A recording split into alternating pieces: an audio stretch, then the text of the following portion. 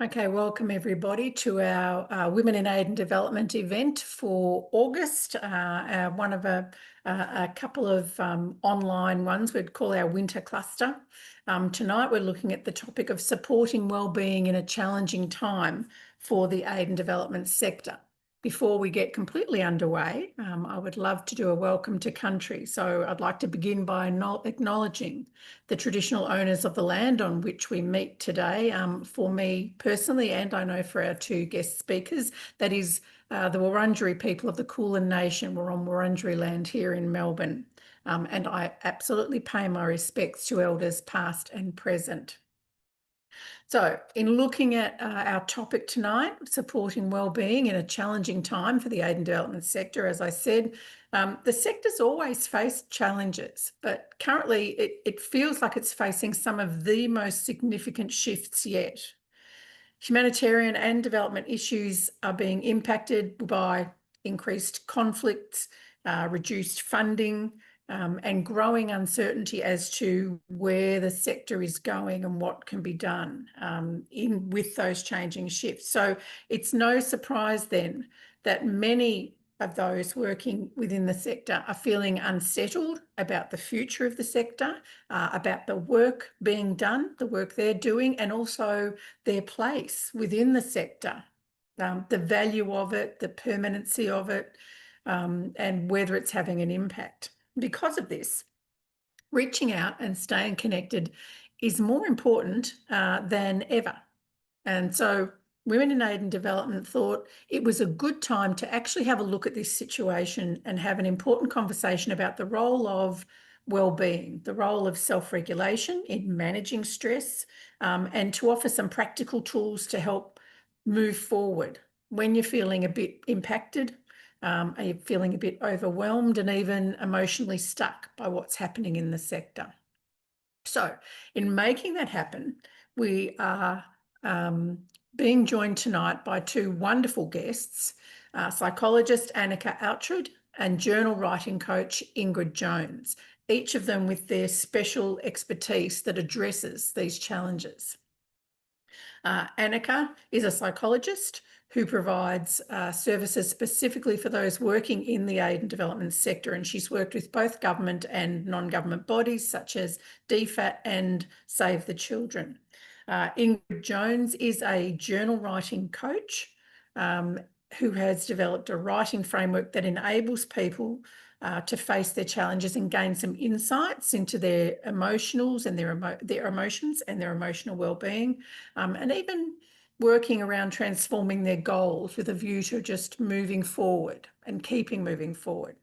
So please, everyone, welcome Anneke and Ingrid. And a quick note, the session will include hands-on activities, so maybe have a pen and paper close to your laptop. Welcome, ladies. Ready to go when you share. Sorry, go on. Sorry. No problem. It's really nice to be here and to be talking on this issue. It's an issue that's very personal for me and well, and also a little bit for Ingrid as well. But yeah, speaking about mental health and wellness, and also in the aid and development space, and bringing those two spaces together is one of my passion topics. So it's really nice to be with you all here tonight. Before we just begin, hang on, first let me share my screen.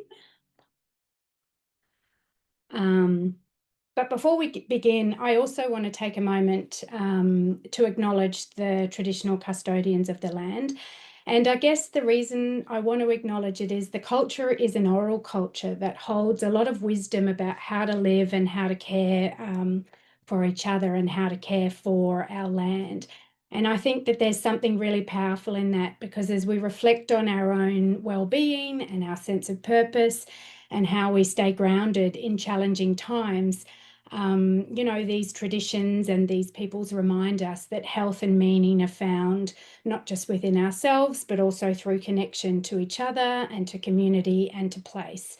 And so I think it's really nice to acknowledge that as well, because that's important in this topic. So as Jill introduced, my name's Anneke. I work as a registered psychologist in Australia. I do work specifically with aid and development workers and also journalists and veterans. My background is in aid and development, and through that space, I myself was a bit of a hard worker, a perfectionist, and got myself burnt out. And I sought support for that. And as a result of that, I chose to do a difficult task of retraining and come back into the sector. So that's sort of where I'm coming from today to speak to you. But enough about me. A little bit about why we're here today. We're here because this moment in time in aid and development is tough and really uncertain. The sector's going through huge changes, seismic shifts. You guys all know why we're here. You're the ones that are probably feeling the strain in the sector. So, I don't need to go on about why we're here because you all sort of really know it. There's continued big global conflicts, daily exposure to this conflict through the 24-hour news cycle. We're constantly exposed to images of suffering, breaking headlines, urgent calls for attention, and there's just no pause on it. And I think that this work, it's just infinite. There's just always stuff coming. And so for those of us who work in this space, this doesn't just feel like information that's coming in. It feels really, really personal.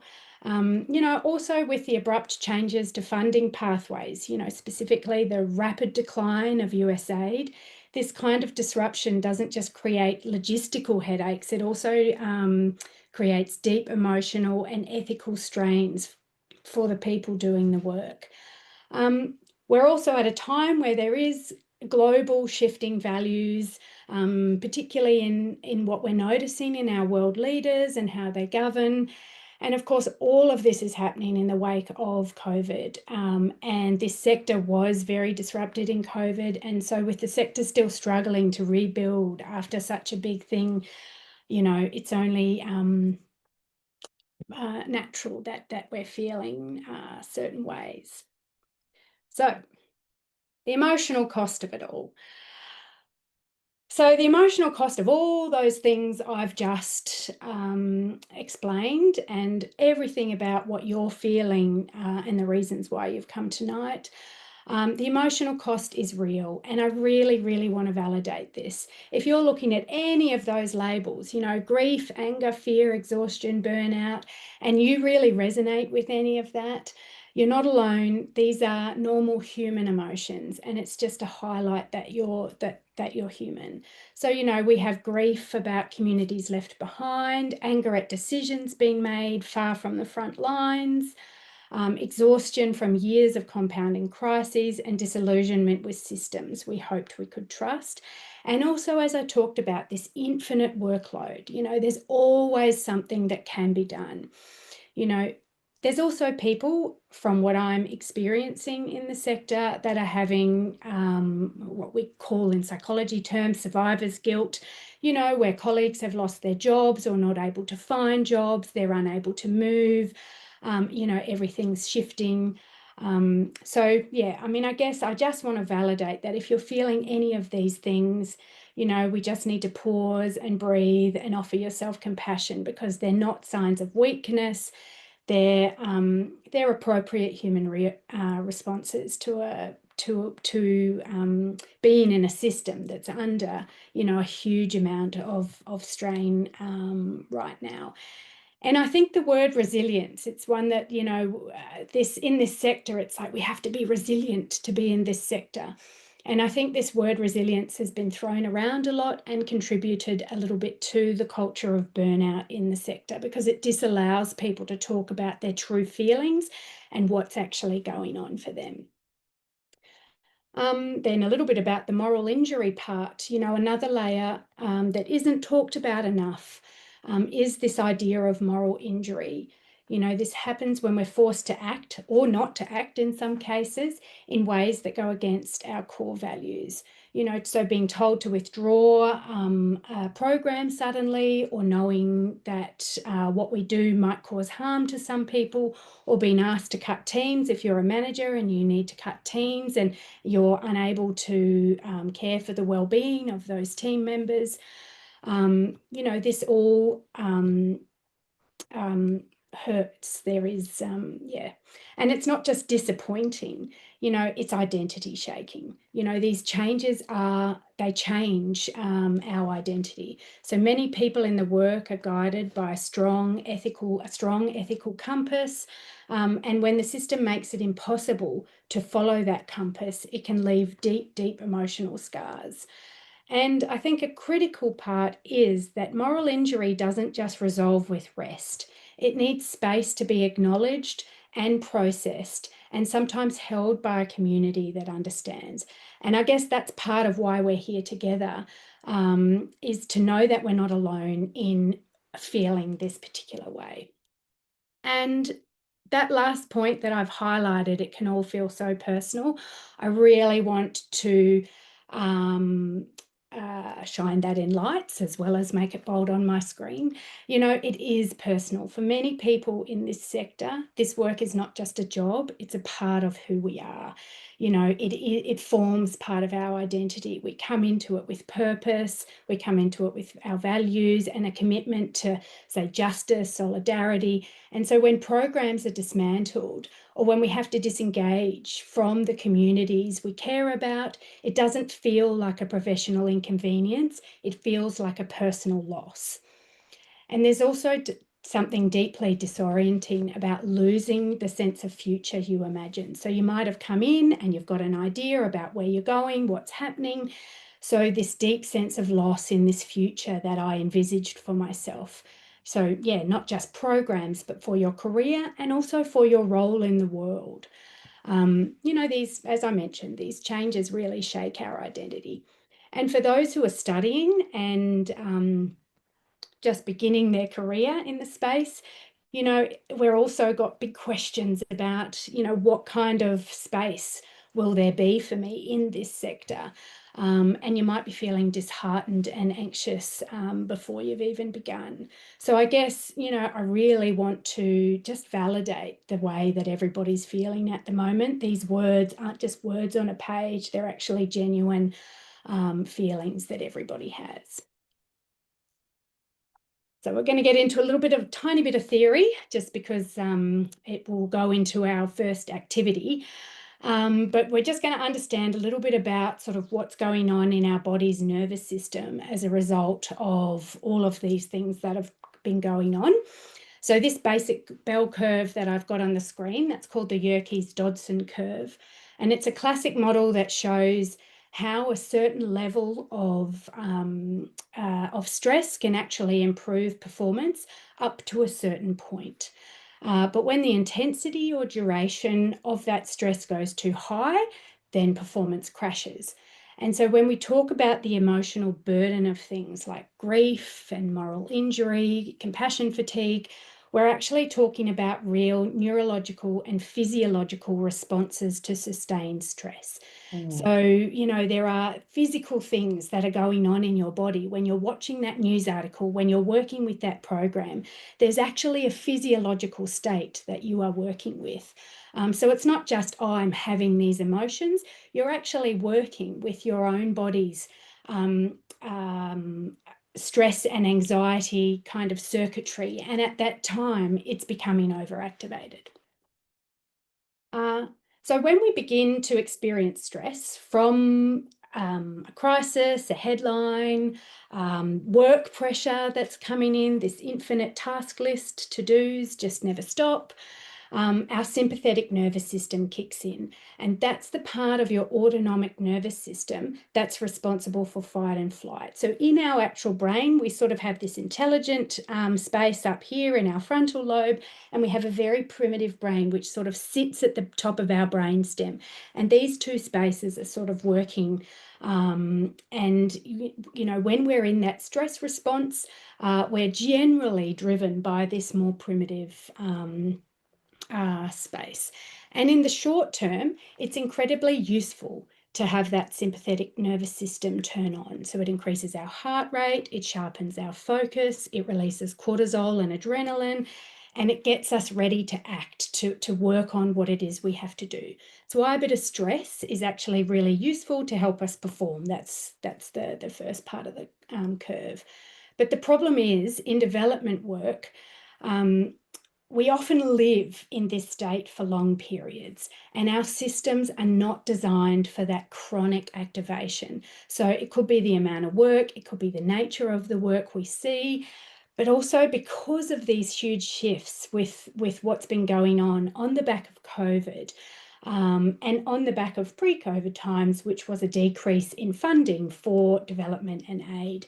You know, we've got this kind of chronic activation of that system. And so the same chemicals that were useful in a crisis actually wear us down because they're staying switched on.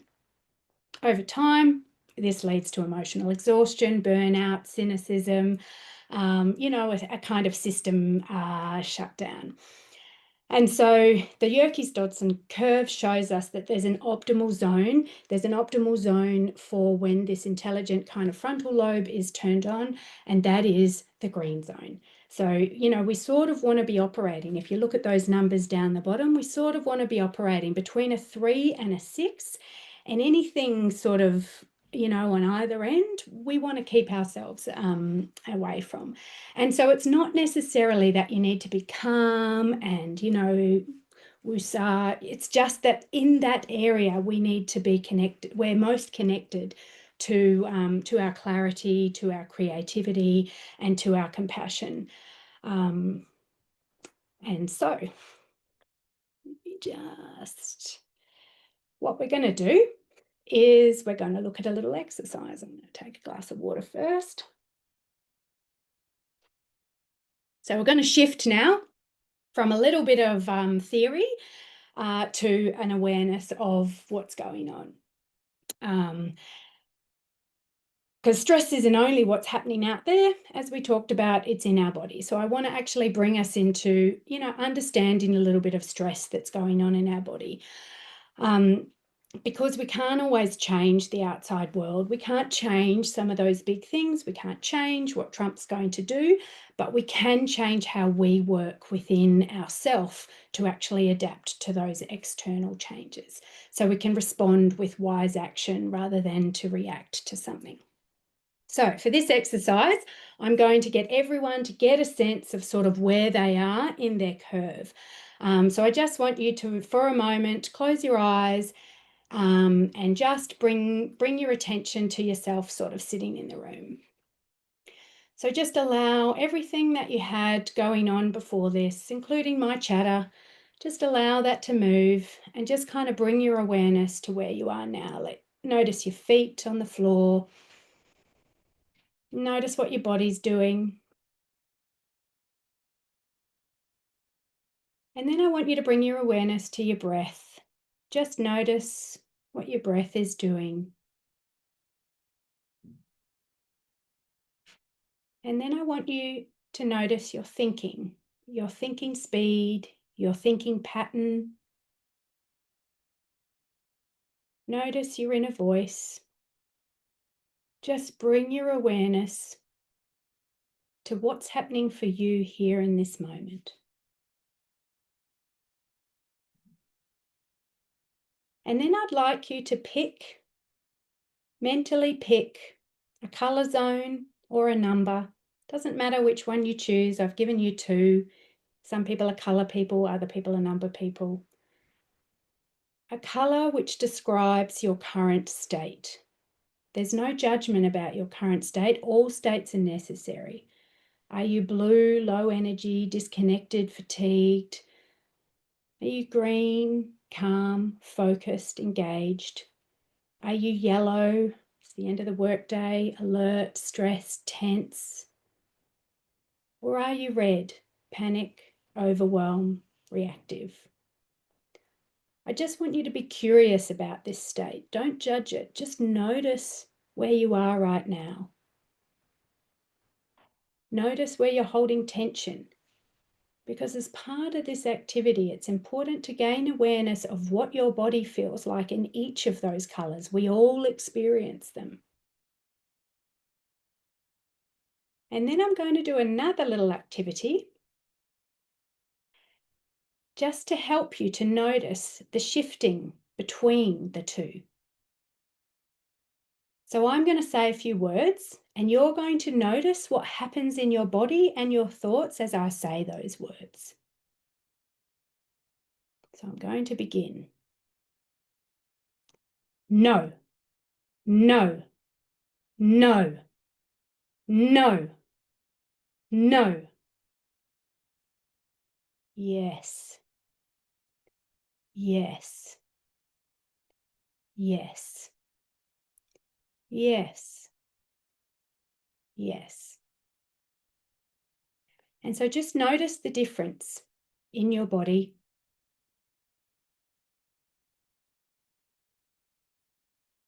Notice what happened. What did no feel like? What zone were you in when no was happening? What emotions were arising when no was happening? Did it feel different to yes? So then I want you to just bring your attention back. You can open your eyes if you haven't already.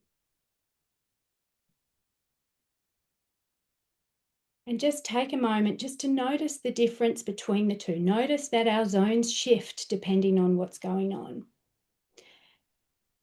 And then that's a simple activity that you can sort of use in your day-to-day just to notice, where am I on that curve? We move through the different aspects of that curve.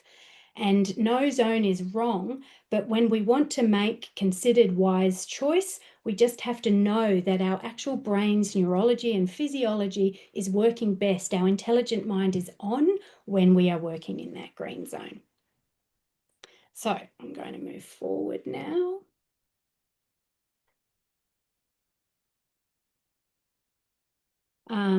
To this idea that caring and working in aid and development must be sustainable. And some of you might be wondering, and I think it's a pretty fair question, you know, what's the point of trying to be calm and find balance when the sector is in crisis? You know, when there's all this Sorry, stuff. the walk was good. I ran into Kevin. So what's the point of trying to find, you know, calm and balance when the sector is in crisis? And I think it's really important to understand that there's no moral high ground in burning out. And being in the red zone doesn't mean that you care more or that you are more committed. It just makes you more depleted. And when you're depleted, you're unable to connect, you're unable to think clearly, and you can't sustain this work. In fact, you can't sustain any work. So Chris provided me with the article from the Women's Agenda, a psychologist's advice for showing up in a world that seems like it's constantly on fire. And that really inspired this session. And I think the important part in that article is that, you know, showing up doesn't mean doing everything. It means staying engaged in what you're doing without erasing yourself in the process. So in this work, it's easy to internalize the belief that if we care, we should go harder, work longer, say yes to more, carry more grief, don't let people down, do more. But I guess that belief is driving so many people toward that collapse. So the article talks, and I encourage you to look the article up actually on the Women's Agenda. It's got some great ideas in there, but the article talks about how it's not just okay, but it's actually essential to work within your individual limits. So that showing up might mean setting boundaries, pulling back, taking breaks, and for everyone that looks entirely different. But that showing up is based on where you are personally on any given day and in any given moment. Yeah, so it's about noticing what's going on for you so that you can show up from your green zone in any given moment. So one of the most powerful parts about the article that came up as well was this idea of permission. This idea of permission that showing up doesn't have to mean intensity. It can mean consistency, community. It can mean presence. It's about allowing yourself to stay connected to what's real for you and what's yours to carry in any given moment. And so what we're going to do is, there are many ways for us to do that. We can go for a walk, we can have a shower, there's bubble baths, all sorts of things to that you've probably read on many lists. And I'm just going to take you through a very simple exercise about bringing yourself back to the present moment, because I think you can do any of those activities, but it's about staying grounded and knowing what sort of zone you're in to make the next question. But before I start with the next little activity, I just want to talk about the simplicity of some of these tools. Like, I do know, they sound very simple. It's like, just do this, go for a walk. I really encourage you not to underestimate the simplicity of some of these tools. They're simple because we are meant to be able to do these on our own and consistently. I think capitalism has kind of jumped in and put a bit of a framework around sort of things and made them expensive, but actually grounding ourselves to the present moment, recognizing our zone, and allowing ourselves to really connect with what's going on in our body, to understand how we want to react in this situation, is a very simple process. And yeah, don't underestimate that it's sometimes not easy, but it is a simple process.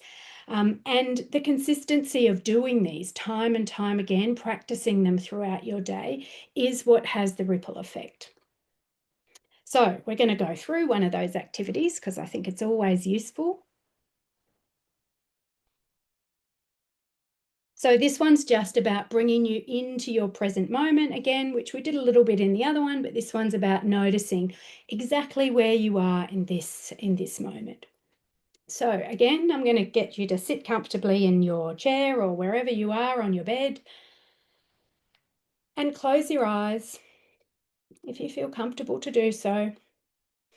Just let your feet rest on the floor.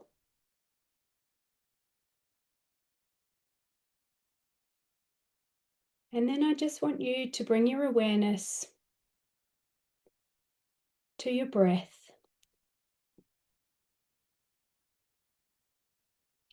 Notice the in and the out breath.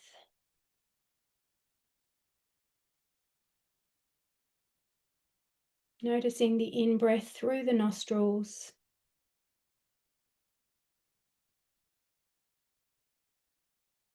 and the U-turn of the breath as it enters into our diaphragm and comes back out again as the out-breath. And so for this exercise, let that breath be your anchor. Sit for a moment with that breath.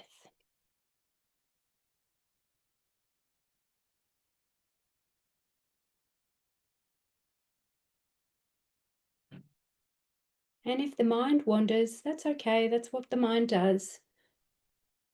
Just gently call it back like you would a puppy. And just come back to focusing on your breath.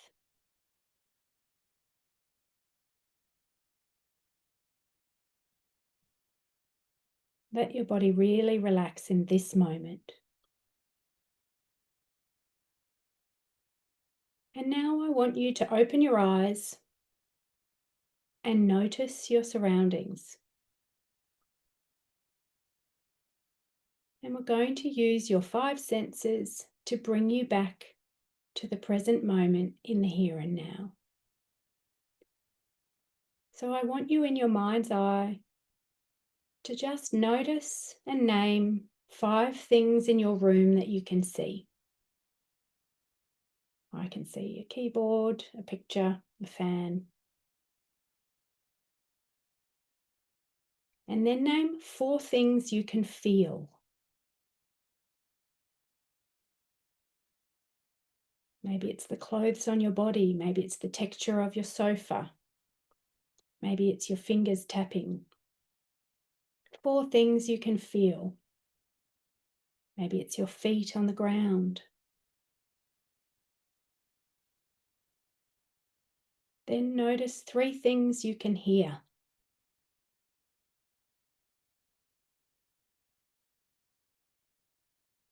Could be my voice is one of them.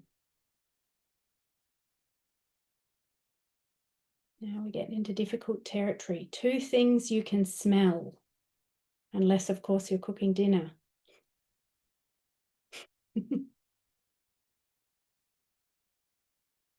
And 1 thing you can taste.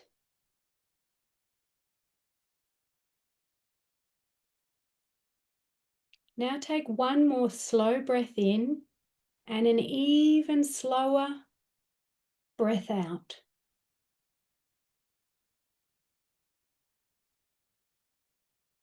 And then I gently want you to bring your attention back to this room or back to the screen.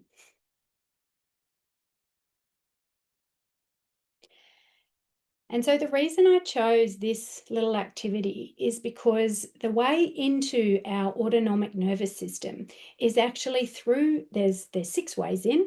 Our breath is one of them. So we can use our breath to slow down our nervous system, to change our nervous system from sympathetic, fight, flight, to parasympathetic, the relax kind of zone. So we can use our breath to do that, and also through our 5 senses. So our 5 senses and our breath allow us access into our autonomic nervous system. So this is a really useful one. If you're able to engage in that 5, 4, 3, 2, 1 in your room, then you're really able to see that in this moment, I am safe. In this moment, there's actually no reason for me to be sitting in red zone, because right now, here in this moment, as I look around, I'm okay. And so that's a really useful one to help us to regulate our nervous system and to help us to shift from, if we're in a yellow zone, back into green zone. And maybe if we're in a blue zone, we're feeling a bit unmotivated. It might help us to kind of notice that and then come back in. So these activities, as I say, they're simple and they don't solve the crisis that is out there, but it helps you to come back to yourself so that you're able to connect with this autonomic nervous system that then helps you to move into parasympathetic, which allows your frontal intelligent mind to kind of switch on, and then you're able to make those wise decisions about what you want to do next. So even if, oh no, I need to look for a new job, for example, we don't want to be doing that in red zone, because in red zone, I'm going to be thinking I'm not good enough. There are not enough jobs around. This isn't what I wanted, and it's not the state that we want to be looking for a job. So we want to move ourselves into the green zone. So I can't necessarily change the external world, but I can change how I work with my own neurology to shift myself into a place where I'm thinking and feeling in a way that it is adaptive to what I actually have to do. And as I say, the more you practice this, the more of a ripple effect it has, and the more you learn about yourself in each of those zones. And try building a little buffer in your day. So, it's maybe before you get to work, on the train on your way in, before you open your inbox, before a particular meeting that you're having, where am I? Which zone am I in? What color am I? And can I bring my awareness to the present moment? Can I allow myself to move into green zone? Alrighty. So another big topic I think that's worth mentioning today is the idea that caring and working in this sector, and it relates to the other places, needs to be sustainable. Oops, I have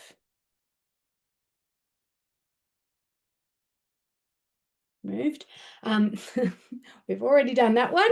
Moving into collective grief, which is related to the other stuff as well, because we want to have the sustainability of people, but this idea of collective grief and disenfranchised grief in particular is important, because if we don't address this, we're actually going to head into burnout territory.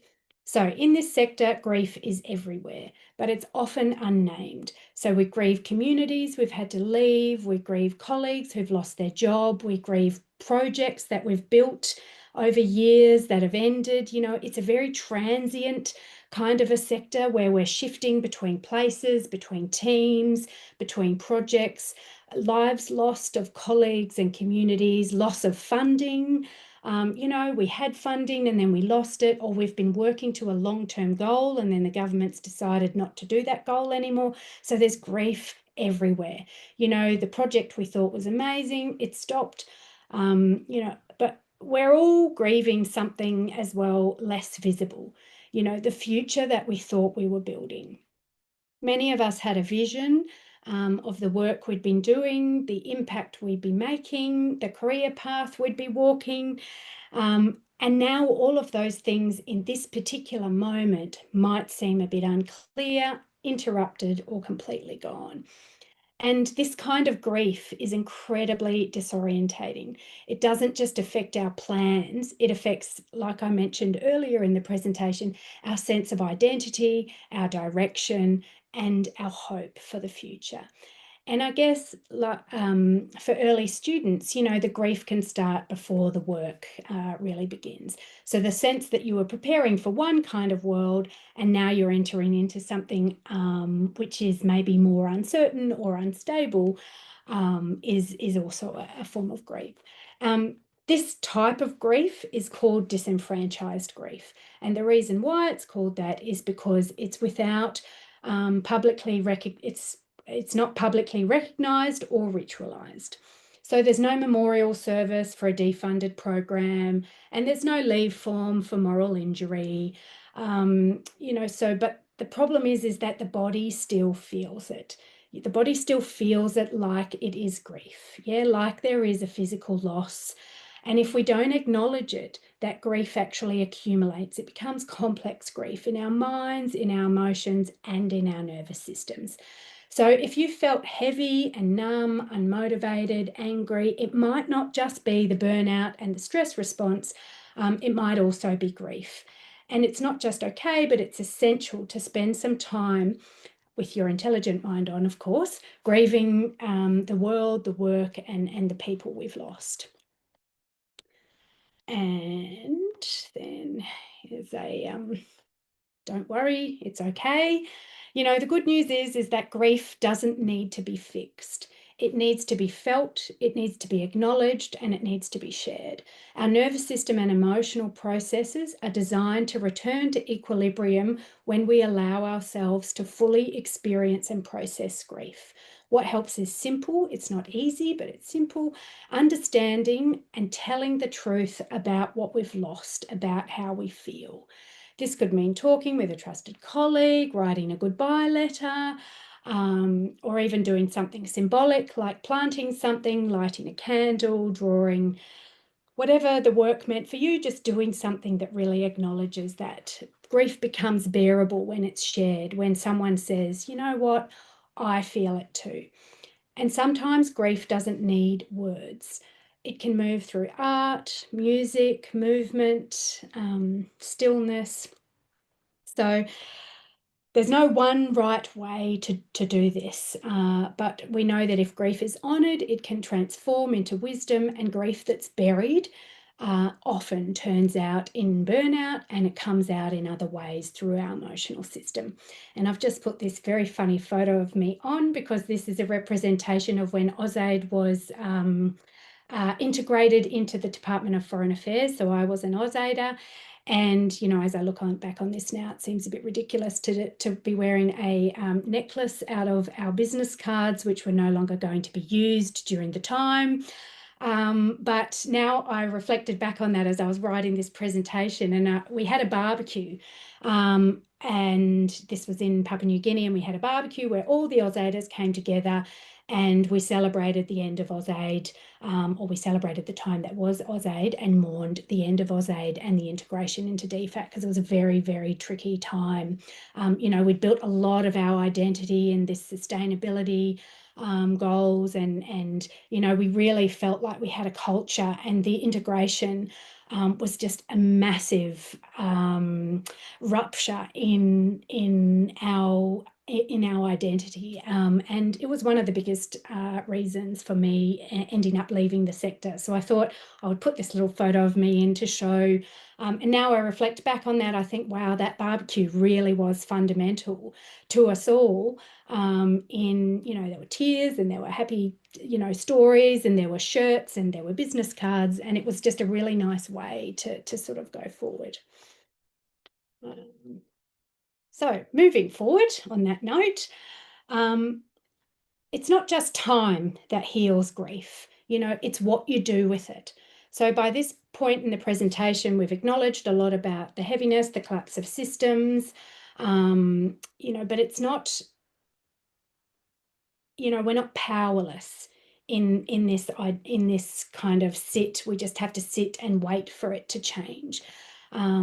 You know, it's easy to internalize the idea that if we're not running the program we want, or doing the thing that we want, or getting the job that we want or imagined, that we have no influence. But that's not true. You still have the power to connect with others, to mentor someone, to advocate for change, to help shape the culture of your team, to bear witness, to write, to speak.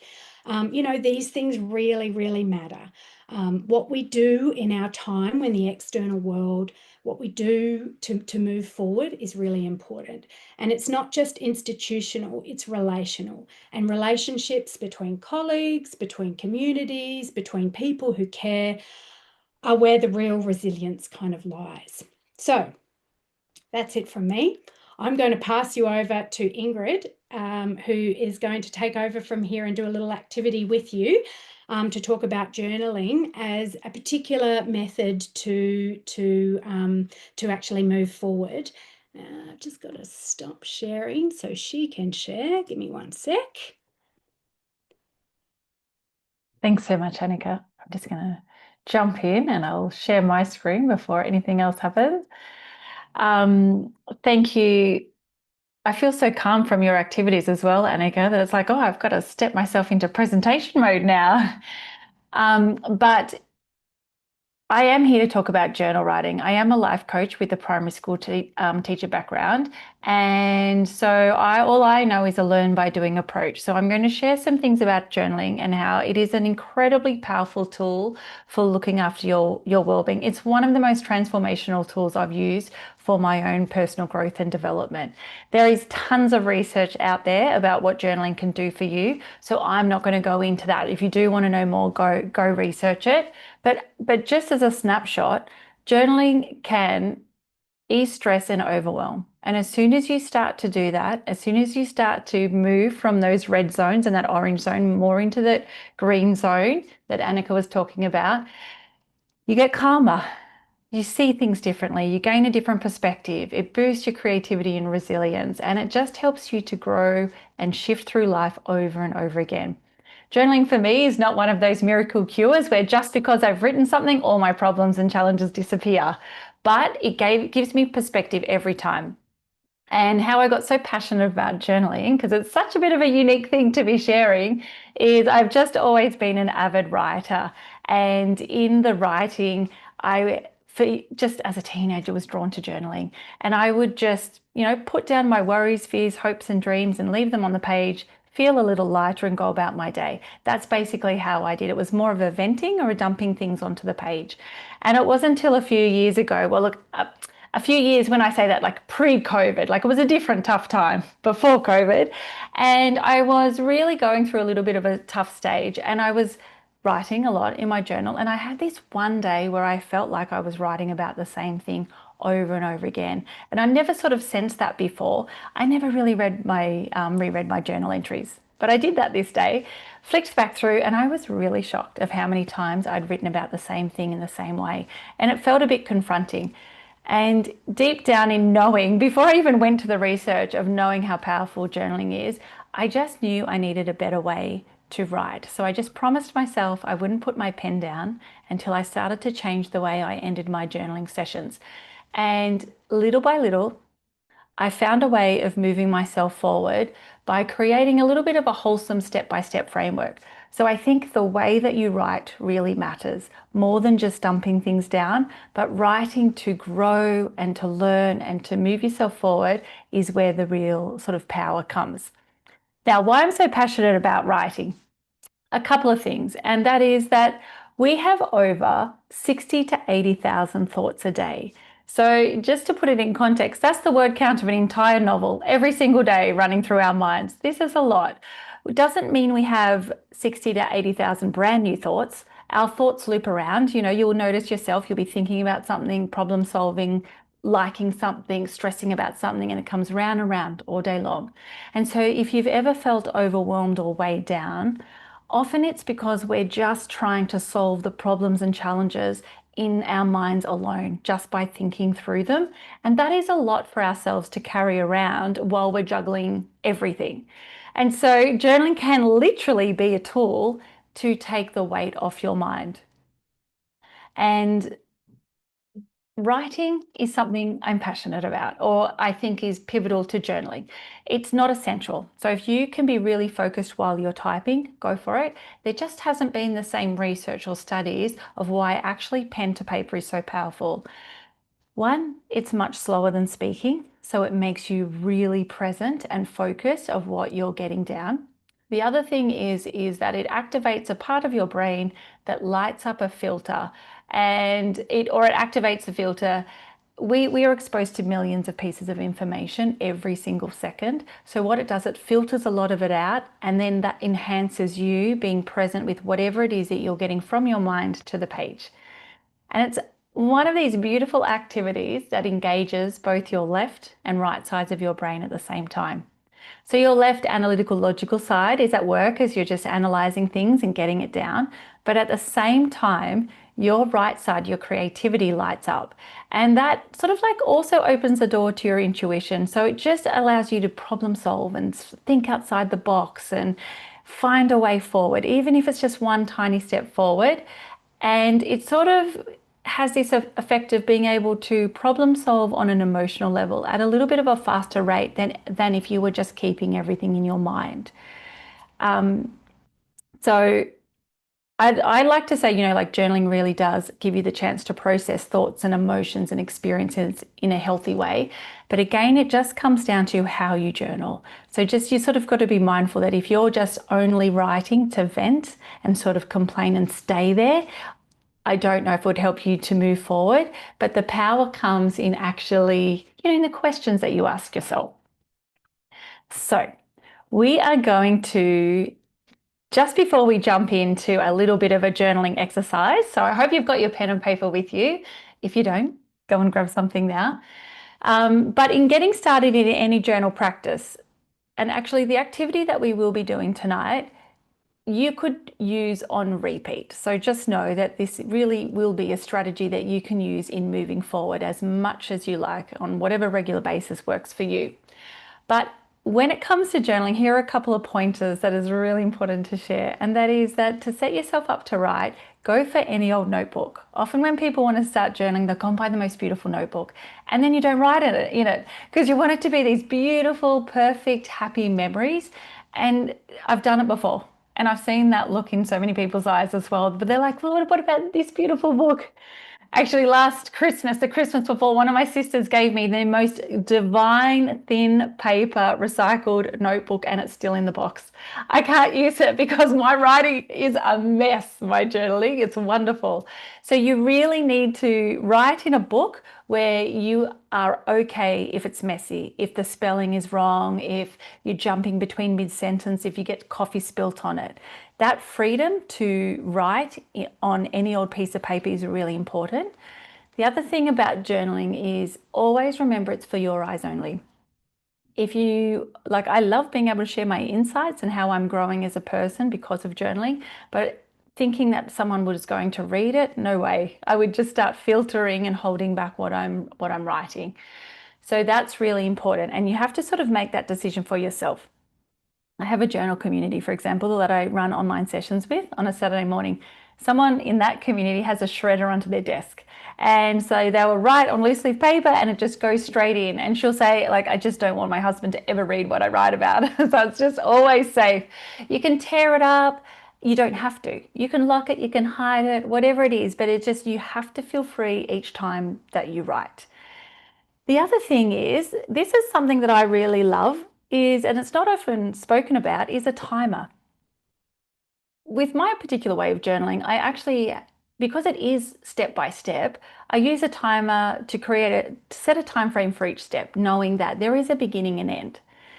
But even if I've just got a small amount of time to journal, so even if you're not going through a particular framework, setting a timer just helps you to get started, and it tells you there's an end. So if you're feeling overwhelmed or you're feeling stressed, picking up a pen and doing something for yourself can feel tricky. It also can feel like the weight of the world is on your shoulders, and how are you ever going to get through it? And how are you going to solve all these problems that will take all day?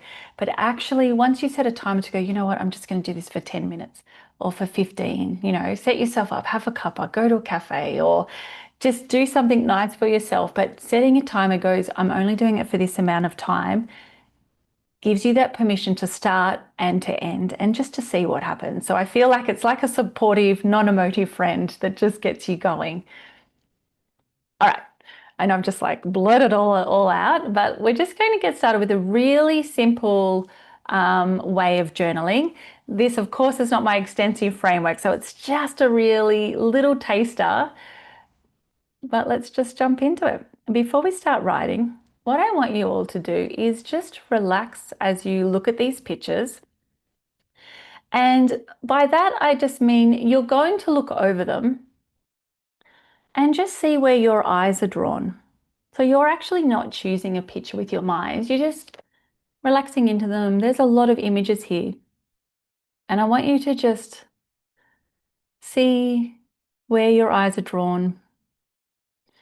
And if for some reason, as I'm talking, your eyes are drawn to a particular image, I want you to just stay there and be at that image. You'll know if you try to look away, your eyes just want to go back. If as I'm talking, you can't settle on a picture or you don't settle on a picture, don't worry. You just keep, looking over them all. There's no right or wrong here. But if you're drawn to an image, notice everything you can see, the colors, the light, the shadows.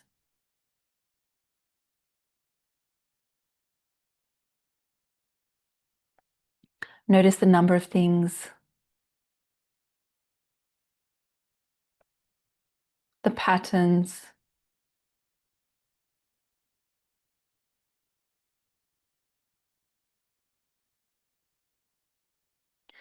And now you're going to make a little meaning with the image. So if it was going to represent or reflect or capture how you're feeling in this moment with what is truly going on for you, how would this image reflect where you're at? So you just make a little meaning with it.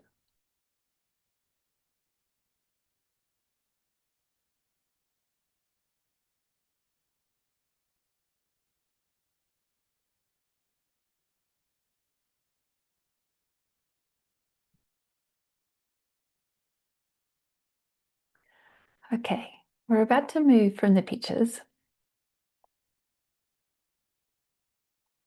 And this will all make sense in a moment. you're going to now take some time to literally start journaling, to just take whatever is on your mind, however you're feeling, and get it down. And by that, it's just literally letting one thought roll into another. Don't try and fix or solve anything, because how you're feeling now is how you're feeling. Journaling is a really powerful tool to validate and acknowledge what you're going through and to give it some words. So to just get it all out. And don't be afraid if you're going through a lot and it feels tricky to write it down, like, just go for it. Nobody's going to read it. So you're just going to start. I'm going to put a timer on for 4 minutes. And that's all. Try and keep your pen moving the whole time. You get to vent, complain, celebrate, express. If you don't know how to start, you can actually start that way. I don't know how to start. You can even say, is Ingrid crazy? I mean, I'll never know. I won't be reading your journal entries.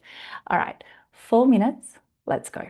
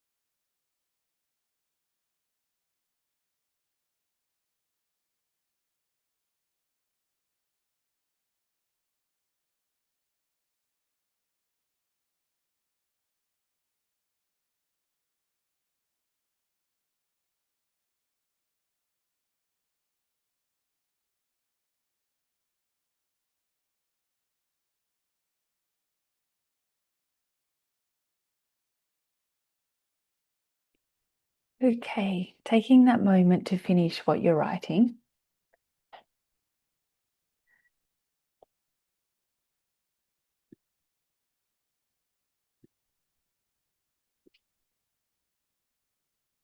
I want you to just notice. First, notice if 4 minutes felt really quick, if you felt like you could have kept going, but just notice how you feel. And by that, you're just sort of taking some breaths and you're observing with curiosity. Because after letting go, you could actually feel relieved and a little lighter by getting things off your mind. But if you've got some big things on your mind, getting them straight down might feel like you've amplified some emotions and feel like you're really in the thick of things, and it could, flare up some feelings, which is okay too, because you've been focused on it or because it's something very real for you. So instead of judging how you're feeling, just notice it. And you sort of get to reassure yourself to go, if anyone had lived your exact same experience and written about the exact same things, they'd be feeling what you're feeling as well.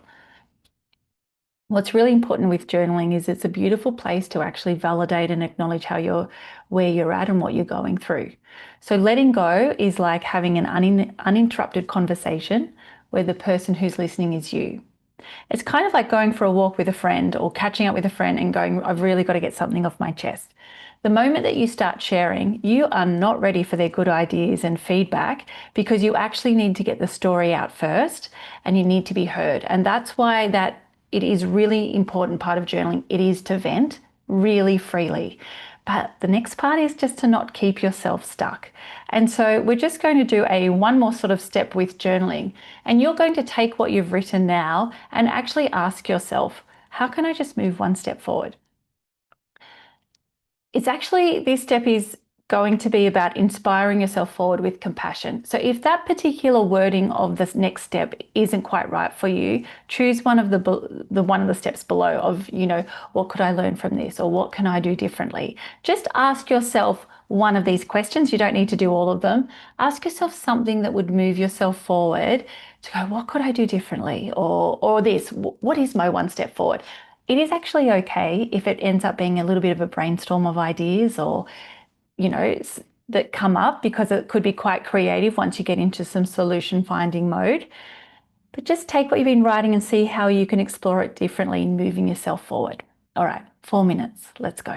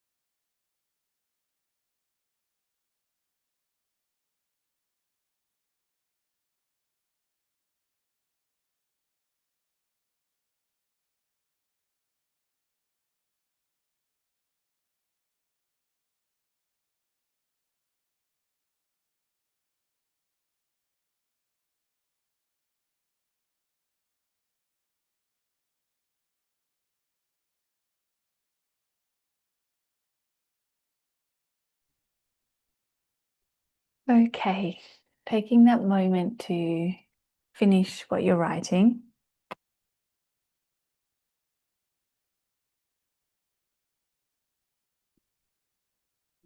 And I just want you to come back to the pictures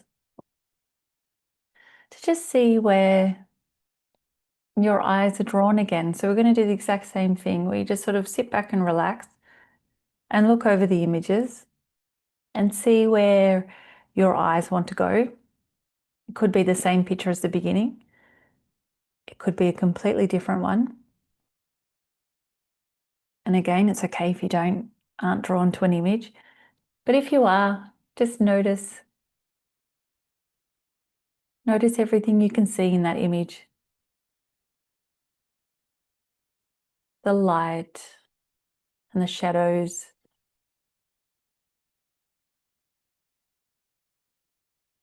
The colors.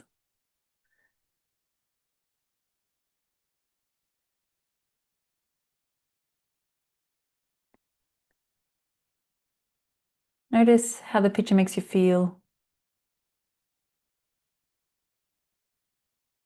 And now make a little meaning with it.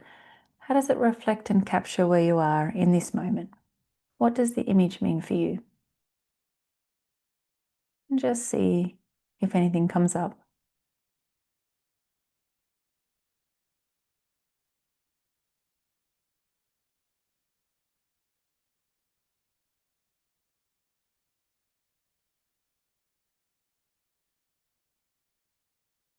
Okay, I'm about to move from the images.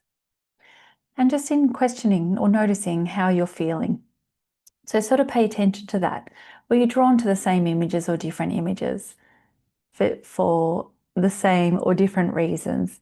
Did you feel like you made a little shift in a short amount of time?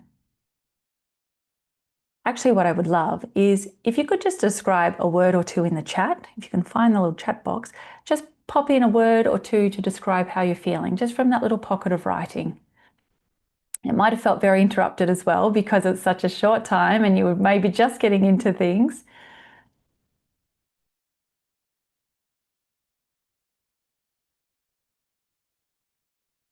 Moving through, reflective.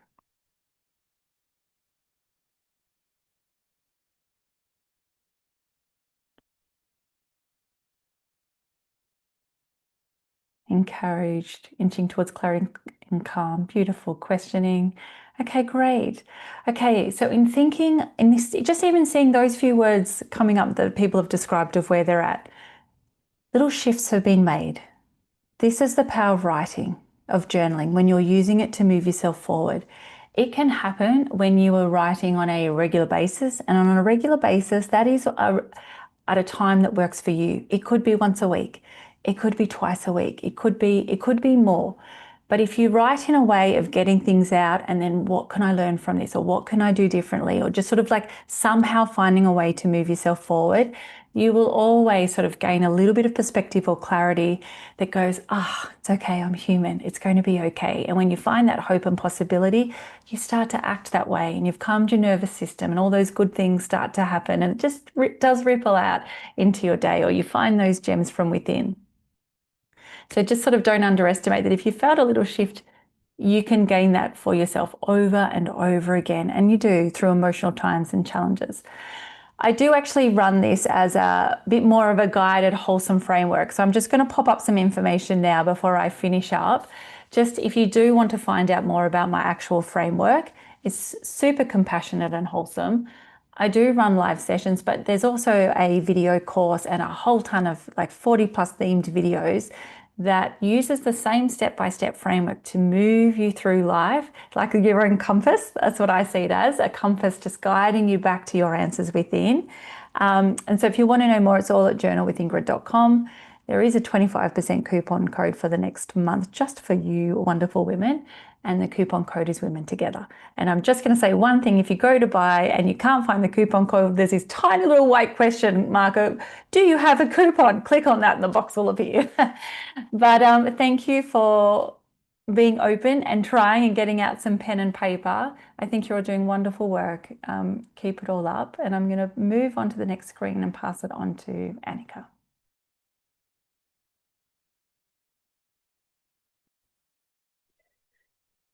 All right, thank you, Ingrid. That was so good. I've actually got like a double-sided page here, so it's quite good to kind of get a little bit of my nerves about presenting out on a bit of paper, and about what that might look like for me going forward. Just a couple of final reflections as we close. I want to leave you with. Just to validate that you're responding, the way that you're feeling is a response to a deeply fractured world, and your response is very, very, very human. So if you're feeling overwhelmed, heavy, uncertain, that's not a personal failure. That's your nervous system trying to survive in a sector that's under immense pressure. And remember that, we have this sector that's under immense pressure. But that also doesn't take away from, we're still living regular lives, and regular lives have immense pressure in them as well. So this sector is one part, but I often see people who are, in Afghanistan working, and they're like, oh, my boss, she's just such a bitch. So it's like, oh, there's real things, or I'm single and I don't want to be, so there's still real things that are going on. And it's important to understand that the way that we're feeling is just our nervous system trying to survive in a sector, and in a world that is very has a lot of pressure under it. And that your care, your empathy, your pain, they all point to your strength as well. But it's also a reminder that you need to care for yourself as well, that you need care too. So if there's any takeaway, it's to give yourself permission to stay connected to what's yours. Like, don't lose yourself in this, by giving and giving and giving and giving and trying to work harder. Give yourself permission to stay true to what's real for you and to what's yours to carry in this moment. The future of the work won't just be built on policy or on funding. It will be built on the people who can stay connected to themselves, so who can stay in their green zone, connected to themselves, each other, and their sense of purpose, even in the upheaval.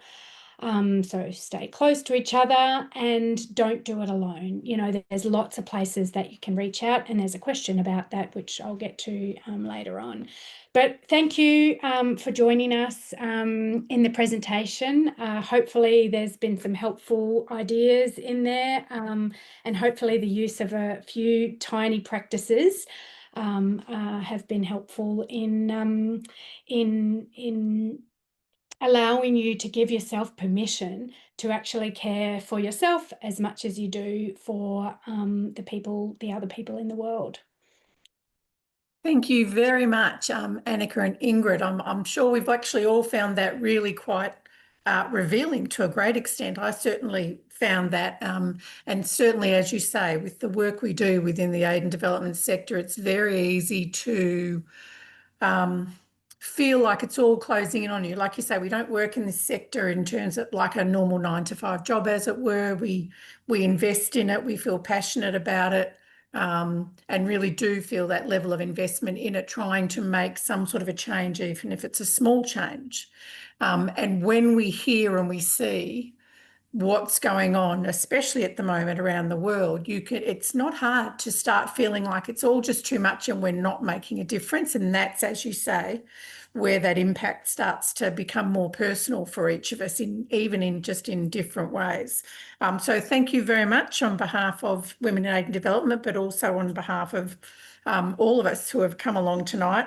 I wanted to make the point too, is that certainly for me, from a journalistic, from a media and comms background, as I'm sure we all realise, we get fairly desensitised in this day and age of technology and digital technology, etc., and media, online media, and that, to the information that we're bombarded with every day, especially from conflict zones or natural disasters. We've had, what have we had this last week? We've had earthquakes, as well as the ongoing conflicts that we have, everything that you hear, and we can be a bit desensitised to it, the news that we get confronted by. And I think we therefore become a little less aware of the actual impact it's probably having on us.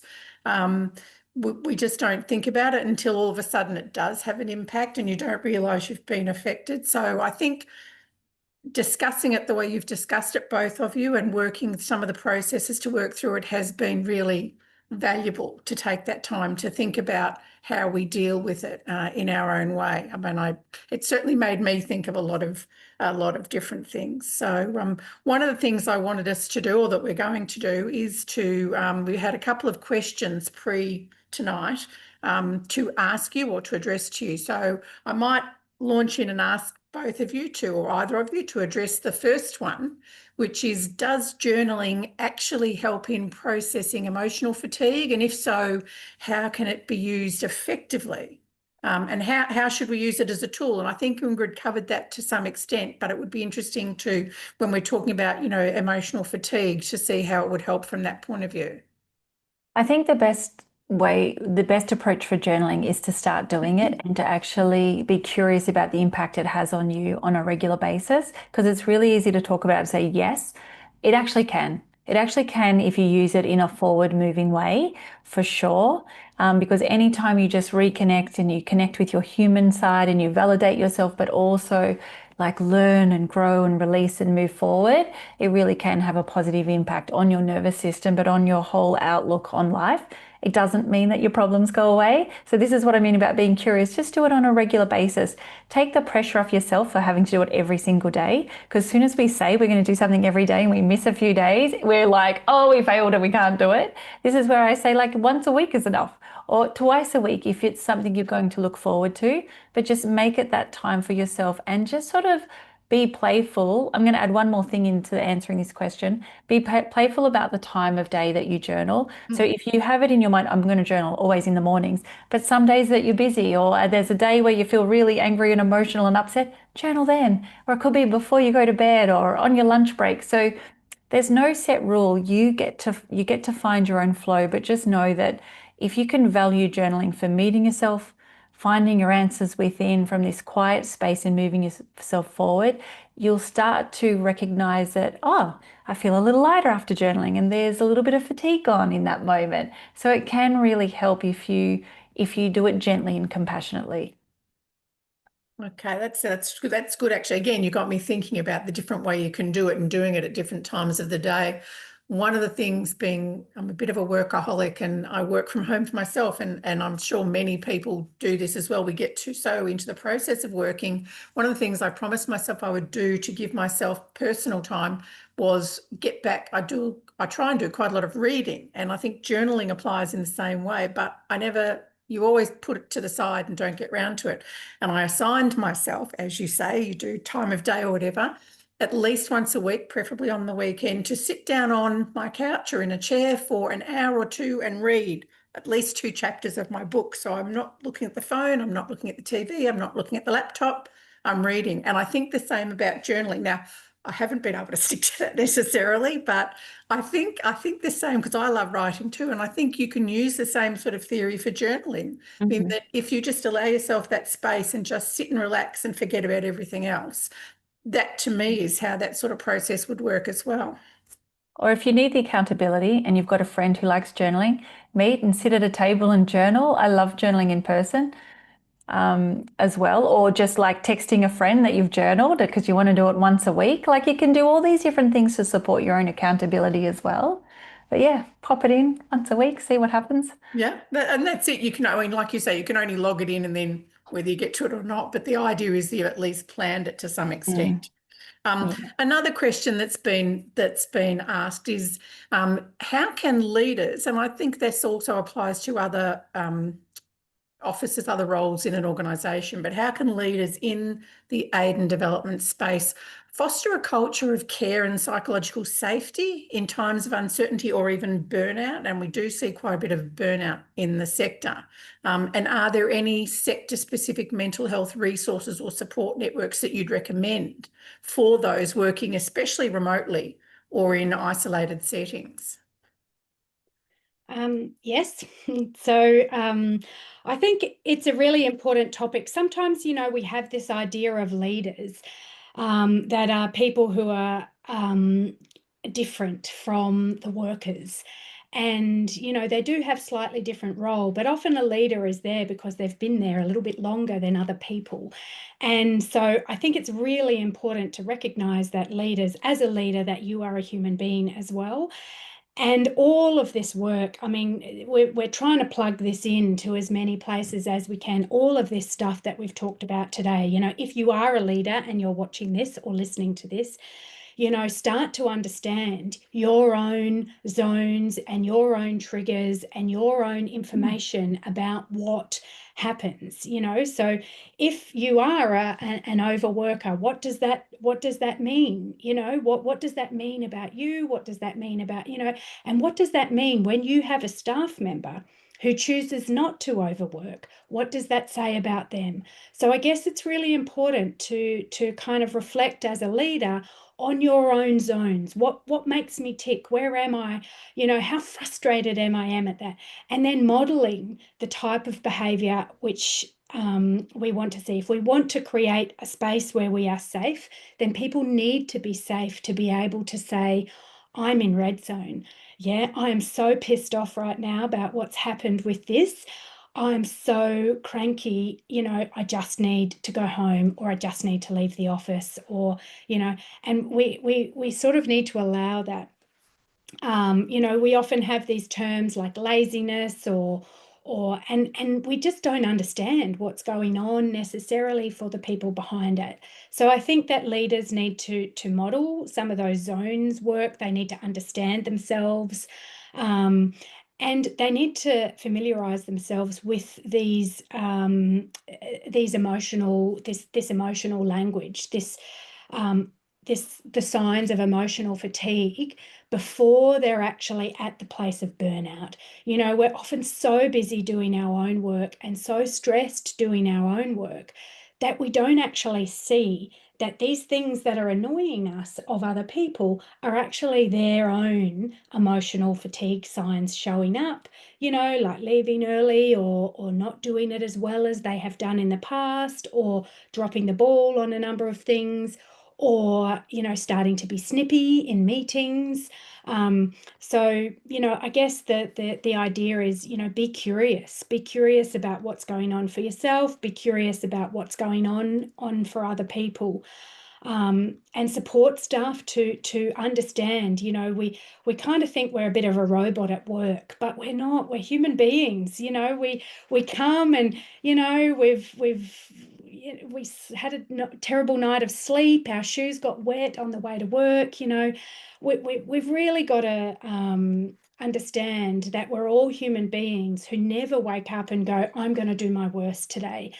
And so this concept that, you know, to help people to understand using emotional language, I think is really helpful. Just with regard to the mental health resources, there's a really, really, really awesome lady called Gemma Hoodley, I think is how you pronounce her surname. She's written a book called The Vulnerable Humanitarian, which I highly recommend. She is like me. She's come in, I think she's a psychologist or a counsellor, I'm not sure which one. But she also worked in the humanitarian space, and she runs this circle of practice, she calls it. And it's basically where aid and development workers get together and they talk about these sorts of themes together. I think she's on a little bit of a break and is back in September or October. But like the last 4 themes were unraveling oppressive systems through embodied practice, embodying the double bind, somatic approaches to sustaining care work, navigating moral injury and moral courage, and fearless leadership in the polycrisis, balancing care and courageous action. So it's often at really weird times, because I think she might be in Canada, but if you can get along to them, they're really good. They make you feel just connected to other people. The other place is the Headington Institute, HEADINGTON, the Headington Institute. So they have a whole bunch of resources. And to be honest, Shannon Harvey is another one. So she's a journalist. She has written a book called My Year of Living Mindfully, and she's got some resources as well. And even though we think this sector has some unique things, and it does. Also, you know, just using what's available to you. There's heaps of self-help. There's one in Australia called Mood Gym. Mood as in like I'm in a bad mood, gym as in weights gym, Mood Gym. And it's a free self-help course to support you with mental health challenges. And so I think with the self-help stuff, that's useful because you can input your own kind of context in there. So hopefully that's given you a few ideas. No, that they're all great recommendations. And we might try. We'll go back through the recording and actually maybe write up some of those ones you've just recommended and put them in a list. Certainly in our Facebook or in our follow up to this, that would be really good. They're fantastic. Thanks. One final one where someone said that someone's asked about the fact that if you're in a job that you love, you're really invested in it. You know you feel like you're it's the work you're meant to be doing, but the state the world's in at the moment seems to be going against the values you normally hold close to your work, especially in the aid and development sector. How do you get how do you keep some perspective on your values in the workplace, even if it feels like everything's going against that, the way the issues are unfolding around the world at the moment? So there's a very good book. It's a bit old and a bit, but there's a good book called Man's Search for Meaning, and by Viktor Frankl, and it's about finding meaning even in the most terrible places. So I think that that's a really important kind of idea to sort of start the answer off. You know, you might feel like the world is turning away, but you know, you don't need to. You can still hold your values in what is a very changing, you know, the value of what you do isn't erased just because the current climate, you know, is less receptive. And social priorities, they move in cycles. So what feels like a regression now can also shift.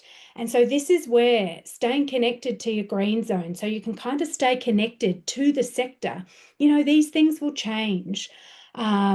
And, you know, in order to do that, you kind of need to redefine what it means in this moment to be important. You know, what does that look like? For now, it might just be holding the line. It might just be keeping space. It might just be keeping like one other person connected, you know, whereas you used to have a focus group of 10 and now nobody wants to do it anymore. It's like, well, stay connected. And then the other thing I would say is broaden your identity away from your workplace for the time when your workplace is not allowing you. There are, you know, even though there's all this big stuff going on, there are so many communities of active participation in the values that in different values, you know, and so you need to find your space that holds those values, and then you might be prioritizing work a little bit less. You know, it doesn't mean that you stop with this job necessarily, although it might, but depending on, you know, where you're at. But it you know, it's like if I'm not getting my emotional needs met here, you know, whilst I'm waiting for this next seismic change to happen, I need to be meeting them elsewhere. So, you know, go to your rallies, go to your, you know, have your community practices, meet with people on that topic. You know, we're part of a long movement here. You know, if this is, I guess, the idea of that welcome to country topic, you know, this kind of long generation, you know, Indigenous people have been here a long time in very tumultuous times, and you know, there's still this undercurrent of, you know, hope and connection. And so I guess, you know, that's to understand that we're part of a long movement, you know, so it's not just this movement. This will actually come again, and, you know, ultimately find your way to stay in your green zone as you wait for it to move. And it is very much going back to what's become quite a, not a cliche, but quite a sort of well-used term, is that you're looking for that balance. You have to be conscious of needing that balance, both for your mental well-being and your physical well-being, in terms of, what we term work-life, or life-work, whatever. But it's about balance, isn't it? Like you say, you have to find something that weighs to the other side of the scale to your work or the pressure and everything. You have to find something else that balances that out. So yeah, that's really great. Thank you. Look, we might start to wrap it up there, unless anyone's got any questions to put. I've noticed we've got lots of comments in the chat box. No questions per se, but we've gone through those ones that were given to us pre-event, which is great. So we might wrap up there, and a very, very big thank you to Anneke and Ingrid for so much insight there into what will help us through for those of us working in the aid and development sectors, help us through those sort of difficult and troubled times, as it were. We had some other questions that related to things like philanthropy and fundraising and gender and climate and that, but in fact, we are having a couple more events left in this year, as we do. We have another event in September. We will confirm all details in the coming weeks, but that topic for that one will focus on fundraising, philanthropy and income development for those interested. And then we will actually wrap up this year in December with an event that will be looking at gender and climate. So if anyone's wondering about those issues as well, and if we were going to hook into them tonight along this context of wellbeing, we will actually be looking at them separately, but there'll be more details to come on those in the coming weeks. So again, thank you very much to Anneke and Ingrid for joining us tonight, and for everyone who has joined us as well. Thank you very much.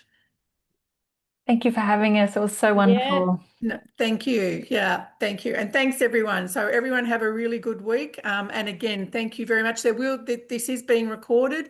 We will get this processed and put it up on our YouTube channel for anyone who wants to revisit things. And we will be taking elements out of it and putting up some notes, like I say, about recommended resources and what have you. But thank you again, ladies. It's been an absolute pleasure. Thanks for joining us. Thank you, everybody. Stay in the green zone. Thank you, everyone. Yes. Keep journaling. Absolutely. If all else fails, journal on it. Pick up a pen. Yeah. Thanks, guys. See you later.